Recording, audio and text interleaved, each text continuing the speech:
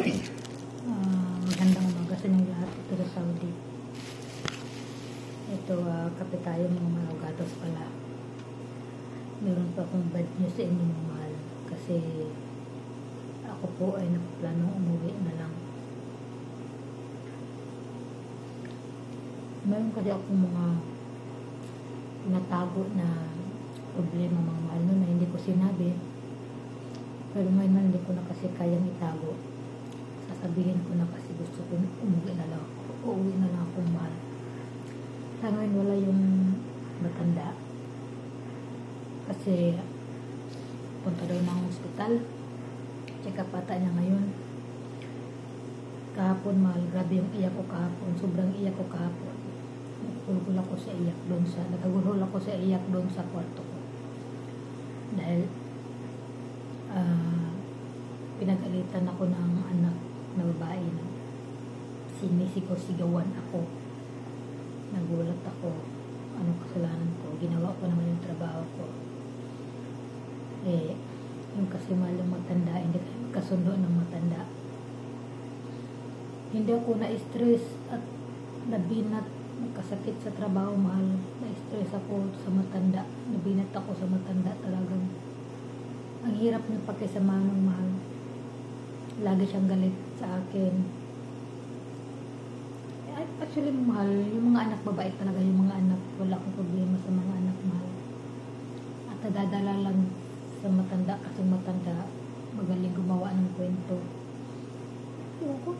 Iwan ko sa kanya bakit siya ganyan.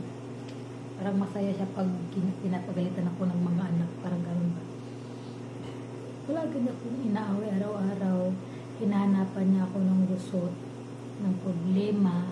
Talagang hindi siya mapakali. Basta wala siyang masabi sa akin. Hindi siya mapakali pag hindi niya ako naaaway.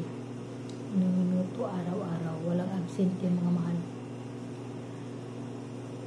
Tapos palagi niya sinasabi sa mga anak niya na hindi raw ako nagtatrabaho ito sa bahay. Problema lang doon.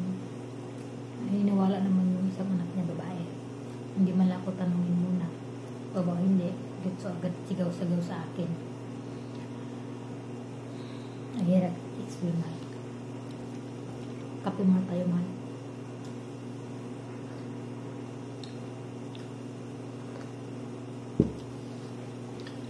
Ganito kasi naman. Nung unang dating ko dito, mabait yung matanda. Alam ko pakitang tao lang yun. Pero yung mga anak, mabait talaga yung mga anak. Wala akong masabi, mabait yung mga anak ng mahal. Madali mo silang pakisamahan. Ang matanda talaga, parang kahit anong gagawin mo. Wise, parang alam niya na pakikisamahan ka, ayaw niya. Or ewan ko kung nag-uulyanin na basta palagi niya akong inaaway. Yung una ko natin dito mabait siya, pero nung wala pang 2 buwan, nagtatagilid na. Unti-unti nang lumalabas yung ugali ng mga mahal. At yung time na kahit kunting gusot lang mahal, kunting mali. Siyempre, hindi ako masyadong makaintindi ng Arabic, kunti lang. Tapos, isa pa, iba yung Arabic dito. Saudi, iba din yung Arabic doon sa Kuwait. Hindi kayo magkaintindihan. Lagi niya akong in-action na sasaktan. Ganun. So, wala lang ako kasi action pa nun. Hanggang sa dumating sa punto mahal na tapos ang ingay niya araw-araw malang ingay talaga, stress ka talaga pala kasi araw-araw maingay siya, araw-araw na mamalo sa mga bata at wala namang tamang kasalanan yung mga bata, lagi siya na mamalo. Siyempre yung bata, malapit sa akin yung isang bata na babae, tumakbo sa akin kasi pinagpapalo-palo siya ng mata. Sabi ko, ano nangyari? Sige, pumasok ka rin sa kwarto, doon ka na muna. Hindi pinapasok ko sa kwarto. Sinarangan ko yung mata. Tama na mama, okay na yun. Wala naman siyang ginagawa. Diyan naman sa kwarto para makomplain ka na. Huwag ka na magalit, tama na. Galit na galit siya, buksan yung pinto. Pinigilan ko yung pinto. Sabi ko, huwag na mama, tama na. Okay na yun, tama na. Kawawa na yung bata. Yun, bigla na sinuntok yung bibig ko mal dito. Sinuntok ng ganon yung bibig ko, ganon. Yan, sinuntok niya. Agad-agad lumubo yan, mahal. Buti lang hindi siya masyadong halata. Kasi ano malaki talaga yung dito natin. Pero lumubo siya, mahal. Lumubo talaga siya. So, kasi tumigil. Nung nasaktan na niya ako. Kasi tumigil sa pagpilit bumukas ng pinto sa kwarto ko. Tapos yun, kita ng bata na ano ko na maga dito. Buti na lang yung bata. Mabait talaga yung bata, napamala ko sa bata. Kumuha siya ng tubig, nilagyan na ng, kumuha siya ng tissue, binasa sa tubig, pinan dito para mawala. Pero nakapag-picture na ako, that time na yun, yung oras at araw na yun, at buwan na yun, at pizza, nag-picture na ako kasi nireport ko sa mga anak niya. Alam niyo mal kung anong nangyari. Lalo akong pinapagalitan ng anak niya, ako pa yung masama, ganun, ganyan, iba yung reason. Sinungaling yung matanda kasi, sinungaling yung matanda. Siyempre, dahil magaling masyado sa aral, siyempre, nalalamangan tayo sa explanation. Paniwalaan talaga siya. Siyempre, nanay siya Tapos yun, sinubo ko sa mga anak, wala lang. Sige, pinalampas ko na lang. Tiniis ko kasi isip ko, mahirap kasi balik-balik sa unang isip ko na lang muna, baka hindi na maulit. Bagay, hindi naman naulit, mahal, pero yung palagi niyang paggawa sa akin ng kasalanan, kahit na pag kumakain ako, nakakapagod mahal kasi pag maubos yung tubig na mineral dito. Pag maubos yung tubig na mineral dito, palagi na po naaway, inuubos ko rin, ininam ko daw lahat ng kahit anong maubos dito sa bahay, ako palagi yung niya, pinagbibintangan niya. Tapos yung mga sabon, ganyan. Tapos pag may trabaho ako, mahal, busy ako trabaho, tatawagin ako, sura-sura, siyempre, puntahan ko siya kasi pinamadali ka. Tapos, siyempre, pinaunan niya yung pinagawa sa akin.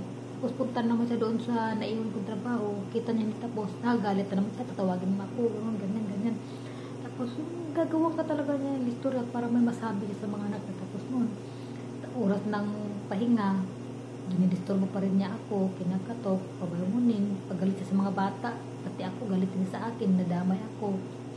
Tapos pag oras ng kain ko, o uminom ako ng chai o kakain ako, siyempre, yung time natin, saka na tayo makasilip ng cellphone pag nakaupo tayo, oras ng natin, kain, no?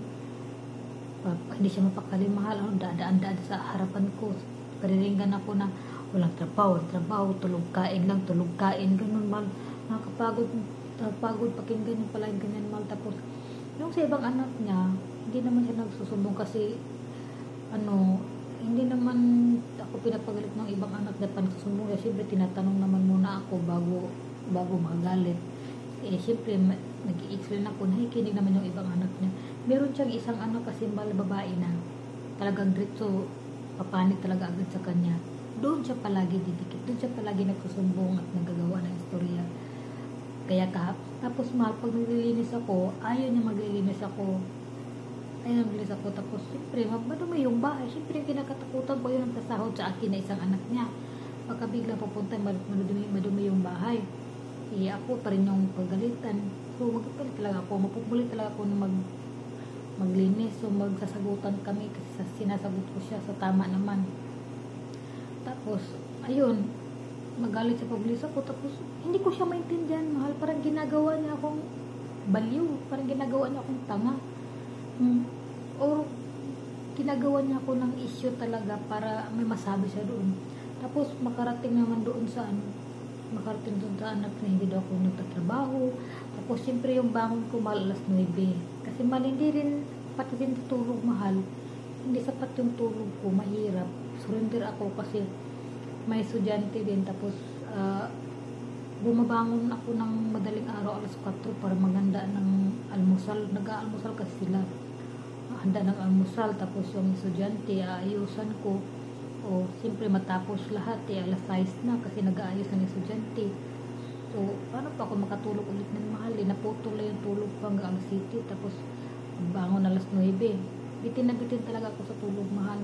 Kaya nakakaroon din ako ng isang mahirap na ako makatulog kasi dahil sa ganang sitwasyon, makatulog ako sa gabi pag may pasok, alas 9, alas 10, kapag pahinga na sa kwarto, Pero pag hindi pa naman talagang matanda, hindi pa pwede papasok sa kwarto, yung ganyan ba, ang hirap mga mahal.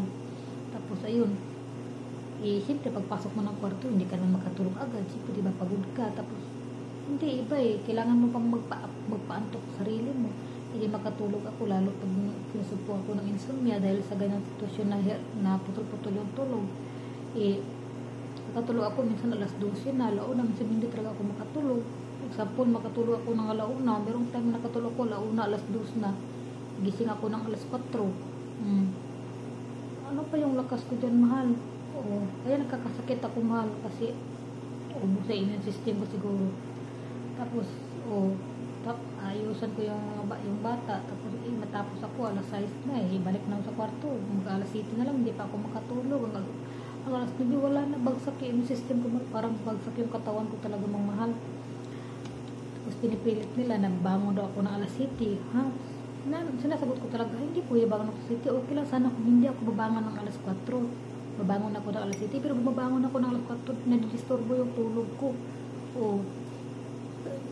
Kaya alas 9 talaga, ibitin pa nga yan kasi hindi nga ako makatulog ng maayos.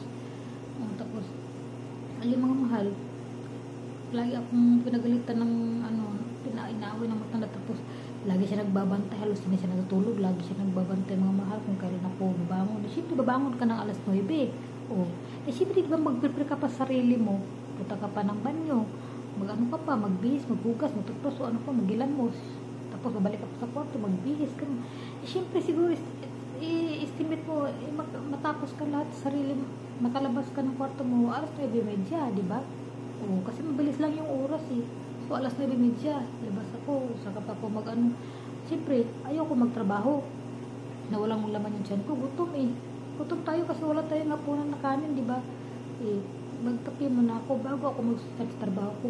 Ay na mahal, galit na siya, umaga pa lang wala na, galit na siya, inanap lagi niya kung namasid ganyan, tapos sumbong niya doon, alas 10 na daw ako bumabangon, ganyan, wala daw akong trabaho, wala ganyan. Kahit ano, mahal, pero ito, na-decision ako, mahal, na uuwi ako. Hindi ko alam yung kasi ang sagot ng taga-South sa akin, sabi niya, okay, I take this matter consideration. Ewan ko kung ano ibig sabihin niyan. Sabi niya, okay, I take this matter consideration. Hindi ko alam kung ano ibig sabihin kasi ang lalim ng pagkatagalog nung tinranslate ko sa Google, mga mahal. Kaya nag-decision ako na uwi na lang ako, mahal, kasi naisip ko, bakit ako magtitiis dito? Baka hindi ko talaga worth ito, kasi mula dumating ako dito, mas lalo akong laging nagkakasakit, mga mahal. Nabirat ako, kahit ngayon meron pa akong naramdaman ngayon, masama ko yung pakiramdam ko ngayon, mga mahal. Kaya yun, nag-decision ako na uwi na talaga ako. Hindi pa kami tapos, mahal, kasi kagabi ko pala sinabi sa yung sa akin. Hindi ko pa alam kung ano maging reaction, o baka pupunta yung dito, o ano yung maging hindi ko pa alam, mahal. Hindi ko pa alam talaga, mahal.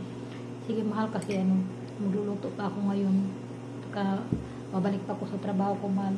See you next time, mahal, sa update kung anong mangyari sa akin dito. Salamat, mga mahal.